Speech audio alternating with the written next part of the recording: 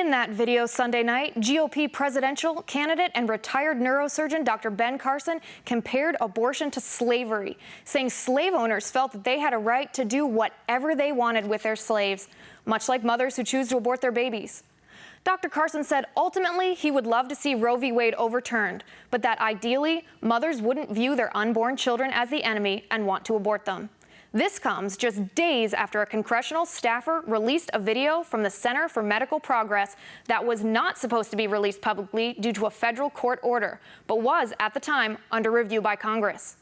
The video contains several incidents that point once again to the fact that Planned Parenthood was profiting off the sale of the body part of aborted babies. Joining me now to discuss the ongoing saga is CEO and President of Concerned Women for America, Penny Young Nance. Penny, welcome to the show.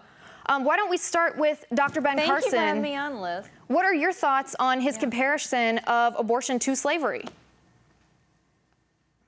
You know, it's very interesting. He was making the moral comparison. He's talking about the issue of ending a life and the fact that the eugenicists like Margaret Sanger, who was the founder of Planned Parenthood, saw people as property.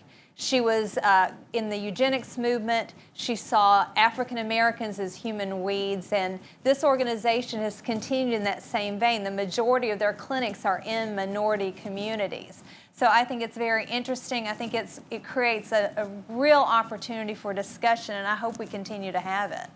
Yeah, I think that's a great point about the fact that he makes both the legislative and the moral argument for the end to abortion, saying that ideally women wouldn't want to abort their unborn babies, that they'd place value and dignity on that life and respect their own responsibility in caring for those babies until term. But in the legislative sense, since Roe v. Wade is not currently in line to be overturned, why is it, in your opinion, that of the 20 legislators, the 20 states who are controlled by Republicans, why haven't we defunded Planned Parenthood in those states? You know, the majority of people still don't know, Liz. The majority of people, and I appreciate you covering this topic because we are informing the public of something that they are completely ignorant about. They still see, the majority of people still see, and we're changing that little by little. The 11th video, as you said, just came out, and it's an opportunity for us to have the discussion. The Republican debates, another opportunity, the candidates. There is this thin veneer of respectability that has protected Planned Parenthood for decades. People think erroneously that they do mammograms. They think that their main goal is to help poor women. That's not the case. The majority of what they do is abortion. They're big abortion. 1 in every 4 abortions in this country is done by Planned Parenthood. They live off the taxpayer. About $500 million a year of their money comes from the taxpayer. There's only 700 Planned Parenthood clinics in the entire country. They're living off the taxpayer, but there's thousands, 13,000 community health centers that help the whole woman. There's crisis pregnancy centers. There's plenty of other opportunities to help poor women and to care for women who need health care without funding an organization that is rife with behavior that Americans find despicable, including selling little baby parts, little hearts, little lungs, heads, brains.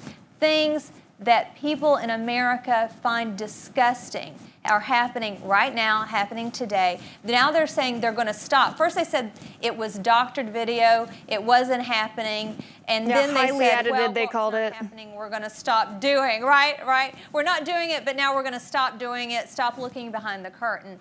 Planned Parenthood has a host of issues, including their racist roots, including the fact that they're caught red-handed aiding and abetting sex traffickers, the Medicaid fraud, the fact that they don't report that little girls are being abused and come to them for abortions. There's on and on and on. We can do better.